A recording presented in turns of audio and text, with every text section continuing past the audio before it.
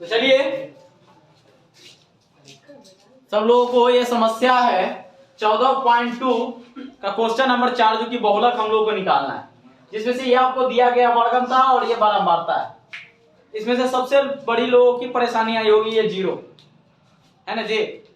Zero देख के लोगों का नहीं बना तो कैसे बन गया? अच्छा, और कोई क्या? आप पीछे तो पूछ ही लिए हैं कि समस्या है। चलिए यहाँ पर बहुलक का पहले फॉर्मूला बताइए, क्या था फॉर्मूला?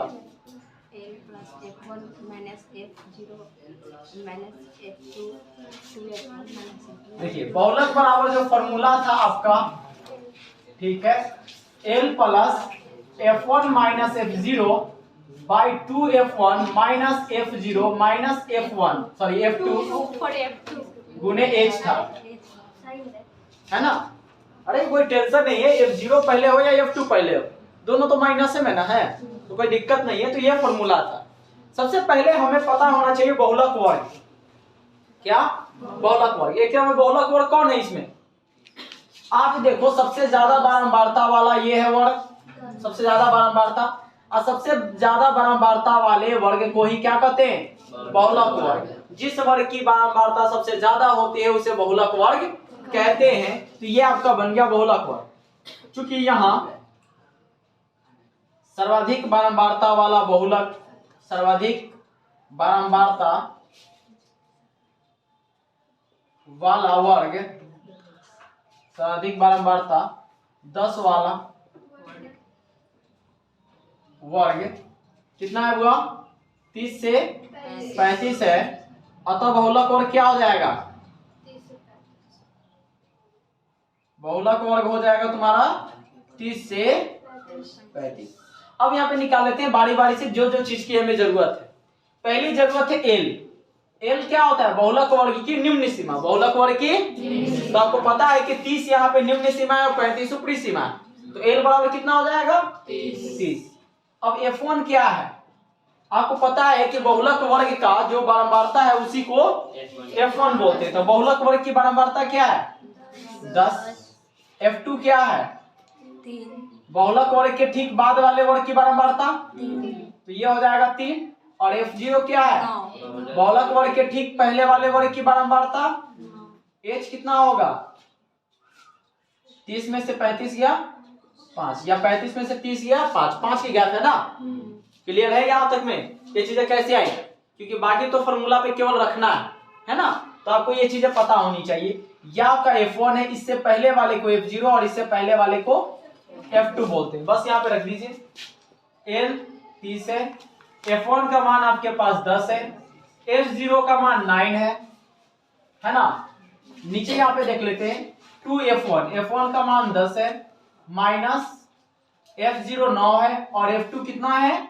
3 गुने 5, चलो 30। 10 में से 9 गया 1 बटा 10 दूनी 20 माइनस 12 गुने 5, 30। 1 गुने 5 करेंगे 5 आएगा ऊपर, और नीचे 20 में से 12 गया 8। ठीक है, अब आप एलसीएम ले लो, 8 आएगा, 8 लिखिए 24, 240 प्लस 5, ठीक है, 245 बटा कितना हो जाएगा? 8। जब आप इसको डिवाइड करोगे तो ये दशमलव में आएगा। तो क्या आंसर दशमलव में है या फ्रैक्शन में? दशमलव में।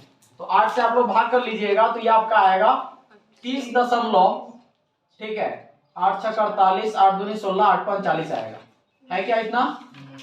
ठीक है, जिसको ये नहीं समझ में आया कि कैसे भाग हुआ, वो आप इस तरीके से भी भाग कर लोगे जिनको आता है। और क्योंकि आप लोग 10th में हो तो ये तो आता ही होगा, अब ये भी भाग बताने की जरूरत नहीं है। ठीक है, इसको नोट कर लीजिए।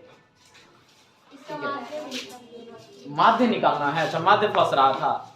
अच्छा ठीक है, इसका मैं माध्य भी बता दूंगा, पहले आप इसको लिख लीजिए। बहुलक, बहुलक लिख लीजिए, उसके बाद माध्य भी हम बताते हैं। चलिए तो ध्यान दीजिए, माध्य निकालते हैं। इसका माध्य आप लोग कैसे निकालोगे? ठीक है, तो माध्य बराबर आपका क्या फॉर्मूला था? माध्य बराबर फॉर्मूला था sigma F x by sigma F. ठीक है, अब आप यहां पे देखो सारे के सारे सिग्मा एफ है ना, सिग्मा एफ मतलब सारे एफ को जोड़ दीजिए, कितना आएगा, कितना आएगा जोड़ो तो, 8 3 11 9 20 10 30 3 33 2 35। चलिए अब हमें x निकालना है। x कैसे आता है जी आपको पता है ना, निम्न सीमा और ऊपरी सीमा को जोड़कर 2 से भाग कर देंगे तो हमें क्या मिलता है, x मिलता है। तो 15 और 20 जोड़ेंगे कितना मिलेगा, 15 और 20 को जोड़ करके 2 से भाग कर देंगे तो 35/2 कितना आएगा, 17.5 है ना, मतलब 17.5। उसी तरह से यहाँ पे जब करेंगे तो कितना आएगा, 22.5, फिर कितना आएगा 27.5, 32. इसके बाद कितना आएगा, क्यों, क्योंकि आप देख रहे हो सर सभी में 5 की गैपिंग है, तो बार बार करने से बेटर है हम सब में 5 ऐड करते जाए, हमें आसानी से वर्ग चिन्ह मिलता चला जाएगा, है ना। तो 32 5 37.5, यहाँ पर कितना हो जाएगा 42.5, 47.5 और यह हो जाएगा 52.5। अब हमें क्या निकालना होता है, fx, क्या निकालना होता है, f गुना x, f गुना मतलब इन दोनों को गुना करना है, तो गुना कीजिए, 5 3 15 के 5 हासिल 1 पॉइंट है तो पॉइंट लगा देंगे, 17 3 51 और 1 52। क्या सबको गुना समझ में आ रहा है ना, कि गुना भी बताना पड़ेगा ना, क्या कौन बोला हो, गजब बात है, वो 10th में जाने के बावजूद तरह गुना सीखना है अभी।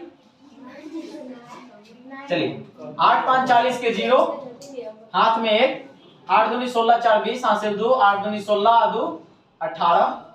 आगे देखते हैं 9 से गुना करते हैं, 9 5 45, 9 7 63 और 4 कितना हो जाएगा 67 हासिल 6, 9 दूनी 18 6, गुना चेक करते जाइएगा। 10 से 5 से गुना करेंगे 50 हासिल 5, 10 दूनी 20 और 5 25 हासिल 2, 10 3 30 और 2 32। इसको गुना कीजिए, 5 3 15 के 5 हाथ में 1, 7 21 1 22 हासिल 2, 3 3 9 2 11।